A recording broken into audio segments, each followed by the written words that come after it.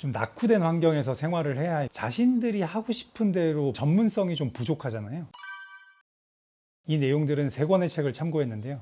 남서부 발칸반도 네 곳의 역사적인 도시, 지로카스터르는 마법의 도시, 지로카스터르의 도시박물관, 이 세 권의 책을 참고했습니다. 고고학 자료에 따르면 기원전 500년경부터 지로카스터르의 정착지가 있었음을 확인할 수 있다고 합니다. 이 지로카스터르라는 이름의 유래는 명확하진 않은데 한 세 가지 정도 설이 있다고 해요. 첫 번째는 이게 좀 그림 같은 이야기인데, 봉건 영주의 누이였던 아르그지로 공주가 적의 손에 넘어가지 않기 위해서 어린 아들과 함께 성벽에서 뛰어내렸다 해서 아르그지로, 그리고 성 카스트로 해서 지로카스터르라는 이름이 되었다는 얘기가 있고, 또 다른 하나는 이 지역 지로카스트로 지역의 한 시족의 이름이었던 아르그이레, 이 아르그이레가 스펠링이 뒤에가 지로거든요. 그래서 이 지로 카스트로에서 유래를 했다고 하는 설이, 또 다른 하나는 이게 저는 가장 이해가 잘 되고 가장 유력하지 않나 라고 생각이 좀 되는데, 은을 뜻하는 그리스 단어인 아르기로, 여기에서 지로겠죠. 그리고 성을 뜻하는 카스트로, 이 두 가지가 합쳐져서 지로카스트라, 지로카스터르가 되었다는 이야기가 있습니다. 벽이나 거리, 지붕에 돌이 빗속에서 은처럼 은은히 빛나는 것을 의미했다고 합니다.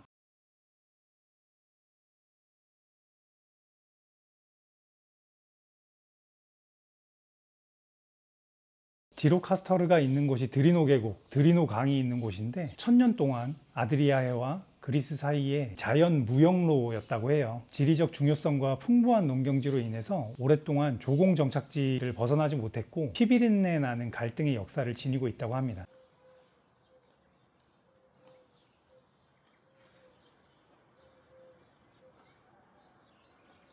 그래서 많은 민족들이 이곳을 점령했다 뺏겼다 하는 과정에서 드리노 계곡은 비잔틴, 그리고 그리스, 오스만, 아르메니아, 로마 등 다민족 특성이 굉장히 많이 혼재되어 있고 보존되어 있습니다. 지로카스터르에 유명한 사람이 두 명 있는데, 그 두 명 중에 한 명이 이스마엘 카다레라는 작가입니다. 그는 시인이자 소설가, 그리고 역사가, 저널리스트, 문필가였었는데 1936년에 지로카스터르에서 태어났습니다. 알바니아보다 유명한 작가라고 생각하시면 될 것 같습니다. 작가가 쓴 책으로 유명한 책들은 돌의 연대기, 그리고 잘못된 저녁식, 인형, 부서진 4월 등이 있습니다. 이스마일 카다레가 지로카스터르를 표현한 글이 있습니다. 이곳은 어느 겨울밤 계곡에서 마치 선사시대의 존재처럼 산기슭까지 힘들게 기어나온 듯한 이상한 도시였다. 이 도시의 거리로부터 시작해서 모든 것이 낡고 돌투성이었다. 수백 년 된 골목길에 큰 집 처마까지 이어지는 거대한 비늘과 유사한 잿빛 돌판, 그 껍질 아래 새로운 부드러운 생명의 살이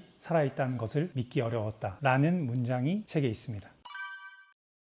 지로카스터르 성은 11세기에 세워졌습니다. 그런 건물이 건설된 장소에는 기원전 8세기, 7세기 철기 시대 때부터 사람이 거주했다고 믿고 있다고 해요. 그래서 성이 세워지기 이전에 최초의 요새는 아마도 기원전 5세기에 세워졌을 거라고 판단한답니다. 성에는 굉장히 큰 시계탑을 가지고 있는데, 이 오스만 제국 시대 때의 시계 제작에 있어서 풍부한 문화를 갖고 있었고 17세기부터 제국 전역에 시계탑을 건설했다고 해요. 지로카스터르 성의 정사각형의 시계탑이 전형적인 예라고 합니다.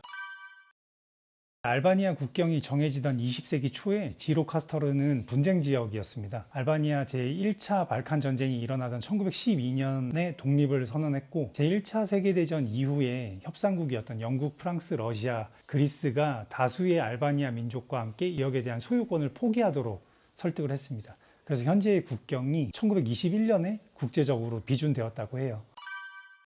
단 한 명의 왕이 있었는데 조구 왕이라고 1928년부터 1939년 동안 통치를 했고요. 그 시기에 지로카스터르는 이 나라에서 가장 중요한 문화 및 상업의 중심지 중에 하나였다고 합니다. 이 도시가 1939년 이탈리아인들에 의해서 점령되었는데, 이탈리아 점령 이후에도 독일의 점령이 있었고 그걸 또 반대하는 저항 운동을 촉발시키기도 했습니다. 전쟁 기간 동안 지로카스터르에는 엠베르 호자라고 공산 정권을 유지했었던 사람이 태어났었는데, 이 사람이 유격대를 이끌었습니다. 1944년에 해방이 됐었는데, 해방되기 이전까지 그리스인, 그리고 이탈리아인, 독일인 등 다양한 세력에 의해서 여러 번 점령을 당했다고 해요. 지로카스터르의 가장 큰 파괴의 대부분은 영국의 폭격과 독일의 포격으로 발생했다고 합니다.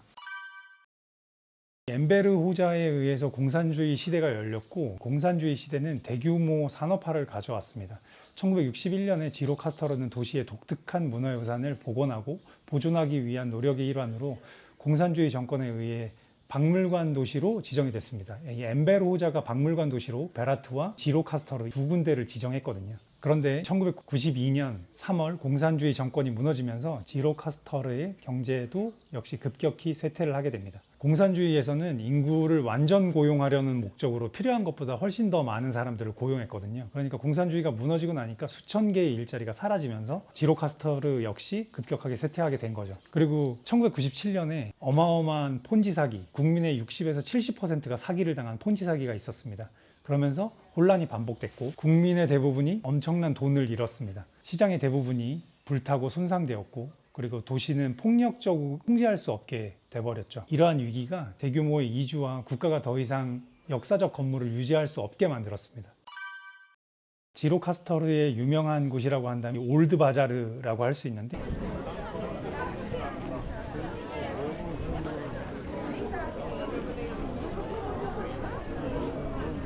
올드 바자르는 상업 공간입니다. 상업의 중심지여서 5개의 거리가 만날 수 있는 중심지에 바자르 넥이라는 교차 지점에 장인들을 특별히 모아 놓은 거리가 형성이 된 거죠. 바자르 넥, 5거리가 모인 중심에 있는 바자르 넥이 지로 카스터르의 역사적 중심지라고 할 수 있습니다. 그런데 이 바자르는 화재로 거의 완전히 소실되었어요. 1750년도에 그래서 재건이 됐습니다. 19세기에 또 다른 화재가 발생한 이후에 다시 또 재건이 됐거든요. 재건을 하면서 거리를 넓히고, 그리고 이 시기에 지어진 집들이 오늘날까지 남아있게 된 겁니다. 20세기 초 전성기 시절에는 지로 카스터르의 바자르가 약 400여 개의 작업장이 있었고 알바니아 남부 전역의 공예 센터였다고 합니다.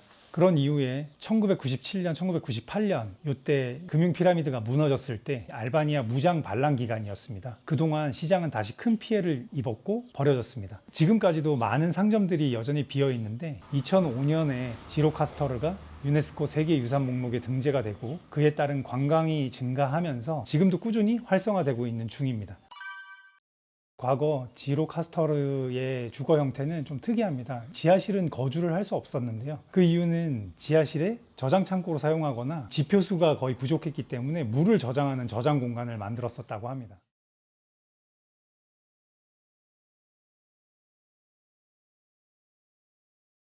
그리고 맨 위층을 제외한 건물 전체는 알바니아 전통에 따라서 석조로 지어졌고,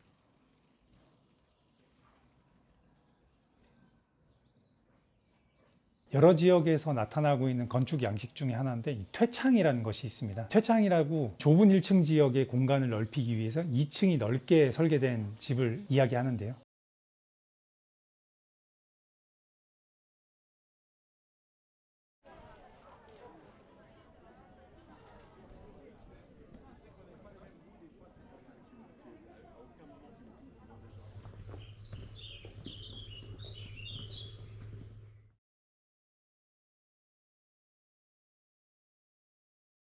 퇴창은 주택에서는 상대적으로 늦게 등장을 했습니다. 지로카스터르에서는 이 퇴창이 주택 재건축 중에 적은 비용으로 생활 공간을 확보하는 동시에 짓는데 사용이 됐습니다. 가장 오래된 증거가 1825년까지 거슬러 올라간다고 합니다. 퇴창을 만들면 빛이 가려질 수 있으니까 이 퇴창 부분을 이렇게 동그랗게 깎아서 1층에 빛이 더 잘 들어올 수 있도록 한 형태들도 특이점이라고 합니다. 지로 카스터르의 특징적인 건축 양식 중에 하나가 바로 돌로 되어 있는 지붕인데요.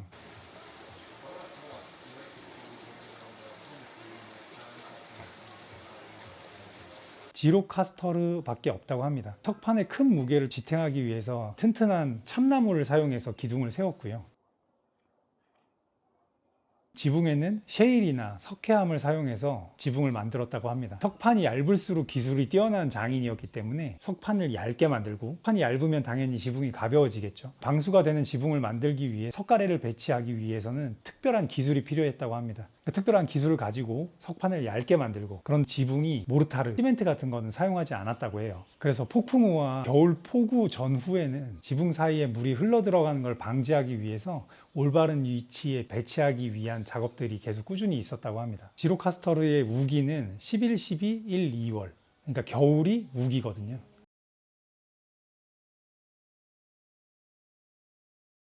특이하게 집 주인의 재산은 굴뚝의 수로 구별할 수 있었다고 합니다. 굴뚝의 숫자가 난방이 가능한 또는 난방이 된 방의 숫자를 의미하기 때문에 굴뚝이 많은 집이 재산을 많이 보유하고 있는 집이었다고 합니다. 그리고 지붕이 벽 너머로 굉장히 많이 돌출이 되어 있는데 그게 비가 왔을 때 물이 벽으로 흘러내리는 것을 방지하기 위해서 더 많이 돌출되어 있었다고 합니다.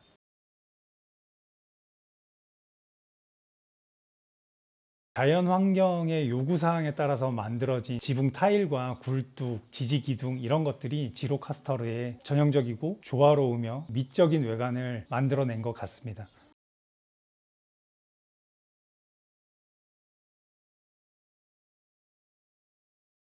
그리고 대부분의 집들이 마당 정원 공간을 가지고 있는데 주택 간의 일정한 거리를 보장하고 거주지의 변화하는 요구에 따라서 나중에 건물을 추가하기도 했습니다. 정원에서는 오늘날과 마찬가지로 매일 소비하는 야채나 과일을 기르고 있고요.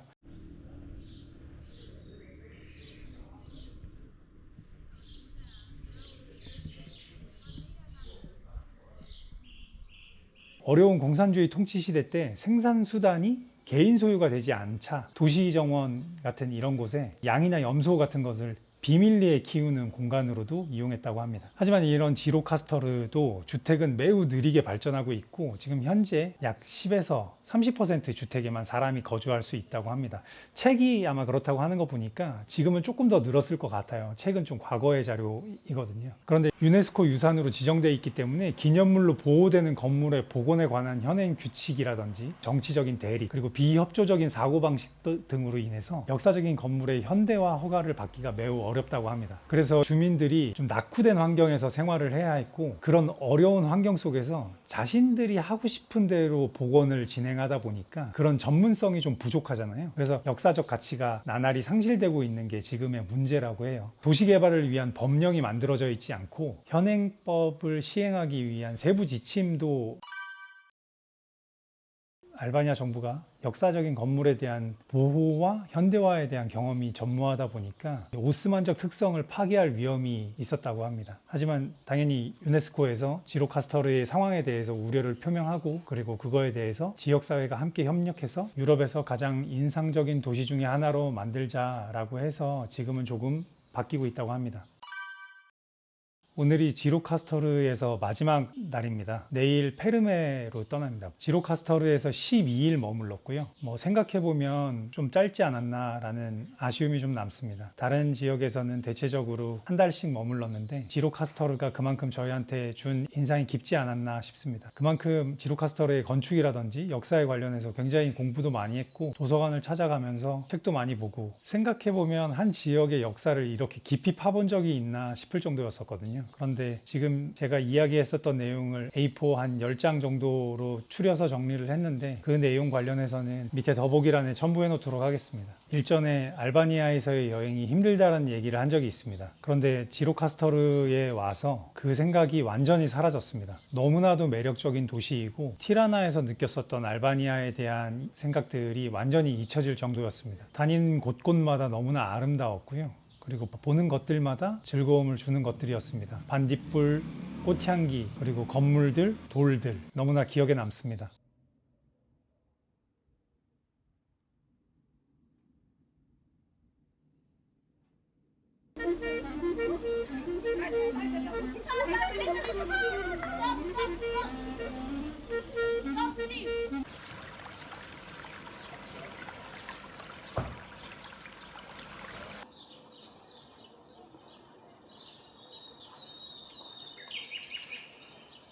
많은 분들이 이곳에 와서 1박 2일이나 2박 3일 정도 여행을 하고 가십니다. 왜냐하면 볼만한 것들이 건물이랑 지로카스터르 성 정도 그리고 알리파샤 브릿지 정도이기 때문입니다. 아니면 이곳을 거점으로 두고 다닌다면 사란더 그리고 페르메 정도 될 것 같습니다. 만약에 여행을 오게 되신다면 짧게 지로카스터르 성만 보시지 마시고 도서관도 구경 가시고 다른 곳들도 둘러보시면 참 좋을 것 같습니다. 알바니아 여행은 3개월을 꽉 채울 것 같습니다. 지금 티라나 그리고 지로카스터르 그리고 페르메 그리고 마지막으로 베라트에서 한 달을 보낼 예정이고요. 그리고 베라트에서는 아마 이탈리아 쪽으로 나가지 않을까 싶습니다. 다니는 곳마다 재미있는 여행 했으면 좋겠습니다. 그리고 보시는 분들도 행복한 하루하루 되셨으면 좋겠습니다.